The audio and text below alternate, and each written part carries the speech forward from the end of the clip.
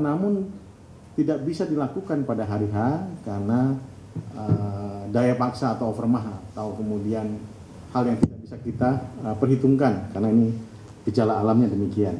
Tapi ini sudah masuk dalam apa yang kami sampaikan dulu tentang beberapa hari sebelum pemungutan bahwa ada TPS-TPS rawan. Itu yang kami sampaikan ya. Kemudian ada 1-2 laporan memang tentang surat suara tertukar. Surat suara tertukar khususnya kalau tertukar pasti bukan presiden, karena presiden nggak pernah tertukar, ya. Tapi surat-surat DPRD kabupaten kota itu tertukar, ada di beberapa tempat, dan kami sedang melakukan koordinasi dengan KPU, menunggu hasil koordinasi dengan KPU terhadap permasalahan ini. Kemudian juga Bapak Ibu misalnya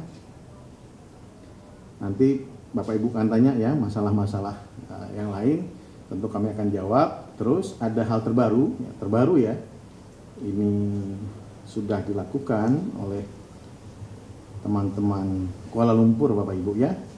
Kami harus sampaikan bahwa rekomendasi pemungutan suara ulang untuk metode pos dan KSK serta tidak dihitungnya hasil pemungutan suara dengan metode pos dan KSK di seluruh wilayah Kuala Lumpur. Rekomendasi Panwas Kuala Lumpur menyatakan demikian. Jadi berdasarkan hasil pengawasan terhadap pelaksanaan pemungutan suara dengan metode pos dan kotak suara keliling yang dilakukan oleh Panwaslu Kuala Lumpur beserta jajaran pengawas TPS dan KSK sejak tanggal 4 sampai 11 didampingi juga oleh saya pada saat pemungutan suara dan sebelum harinya, 1 hari sebelumnya, telah ditemukan peristiwa dugaan pelanggaran administratif pemilu yang kemudian Panwaslu Kuala Lumpur menindaklanjutinya dengan mengeluarkan rekomendasi kepada PPLN Kuala Lumpur sebagai berikut. Tidak menghitung hasil pemungutan suara dengan metode pos di seluruh wilayah Kuala Lumpur. Tidak menghitung hasil pemungutan suara dengan metode kotak suara keliling KSK di seluruh wilayah Kuala Lumpur. 3. Melaksanakan pemungutan suara ulang dengan metode pos dan surat suara keliling.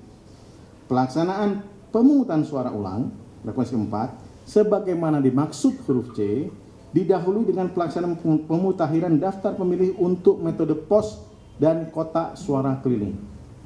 Kemudian 5, tidak menetapkan seluruh pemilih yang telah memberikan suara di tempat pemungutan suara pada saat melakukan pemungutan suara yang sudah memilih di TPS untuk tidak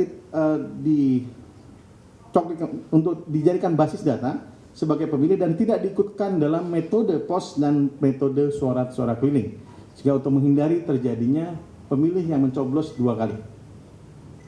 Kemudian mengevaluasi metode pos dan dengan pemilihan metode lain guna menghindari atau mengulangi kejadian yang sama. Jadi metode pos suara Kuala Lumpur itu sekitar 200 ribuan ya, saya mau cek dulu ya, 200 ribuan dan KSK ya. Sebentar, saya harus dicatatkan dulu ini ya.